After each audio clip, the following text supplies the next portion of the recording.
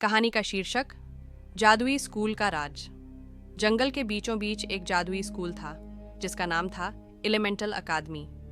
यहाँ पर बच्चे अलग अलग तत्वों आग, पानी, हवा और पृथ्वी को नियंत्रित करना सीखते थे।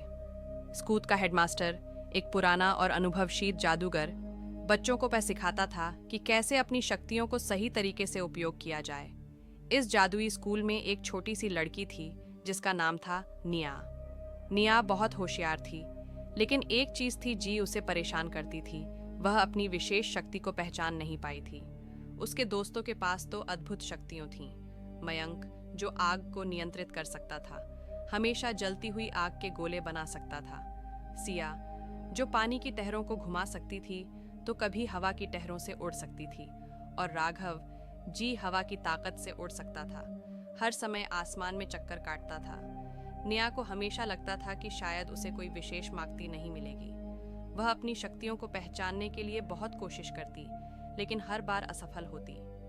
एक दिन हेडमास्टर ने सभी छात्रों को एक खास परीक्षा देने के लिए बुलाया। उन्होंने कहा, आज हम सबको अपनी शक्तियों का असली उपयोग दिखाना होगा। जो भी इस परीक्षा में सफल होगा उसे स्कूल का सबसे खास तंत्र ज्ञान मिलेगा। निया घबराई हुई थी। अगर मेरी शक्ति नहीं हुई तो, उसने सोचा। परीक्षा का दिन परीक्षा गुरु हुई।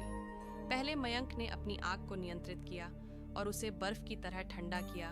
फिर सिया ने पानी की लहरों की घुमाया और उन्हें एक सुंदर फव्वारे में बदल दिया। राघव ने हवा की ताकत से एक बड़ा तूफान बना पा। सब ने अपनी माख्तियों का प्रदर्शन किया और हेडमास्टर ने उनकी तारीफ की। अब बारी थी निया की। निया ने डरते हुए अपनी आंखें बंद की और अपनी पूरी ताकत लगाकर हवा में हाथ फैलाया, लेकिन कुछ भी नहीं हुआ। निया को निराशा हुई और वह खुद से ही कहने लगी, शायद मेरी कोई शक्ति नहीं है। निया का असली उपहार तभी अचानक निया ने महसूस किया कि उसके चारों ओर शांति फैलने लगी। उसके आसपास के सारे बच्चों जो आपस में बात कर रहे थे एकदम चुप हो गए। निया ने देखा कि जैसे ही वह शांत हुई, हवा हल्की और ठंडी हो गई और आसपास के पौधे धीरे धीरे हिलने लगे। उसने अपनी आंखें खोलीं और देखा कि पूरे स्कूल का वातावरण बदल रहा था। हेडमास्टर मुस्कुराए और बोले, निया, तुम्हारी शक्ति है शांति और संतुलन। तुम हवा, पानी और आग के बीच सामंजस्य बना सकती हो।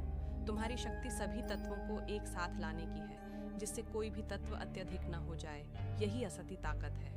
निया को अब समझ में आया कि उसकी शक्ति किसी तत्व को नियंत्रित करने की नहीं, बल्कि सभी तत्वों की सामंजस्यपूर्ण तरीके से जोड़ने की थी। वह अपनी शक्ति को समझकर खुश हुई और उसने इस शक्ति का उपयोग करना शुरू किया। पाठ: निया ने यह सीखा कि हर किसी में कुछ विशेष होता है और जो चीज़ हमें दिखाई नहीं देती वह सबसे कीमती हो सकती है। हमें अपनी ताकत को पहचानने और उसे सही तरीके से उपयोग करने का तरीका ढूंढना चाहिए। मूल्य: हमें अपनी असली ताकत की पहचानने में घबराना नहीं चाहिए, क्योंकि हर किसी में कुछ खास होता है।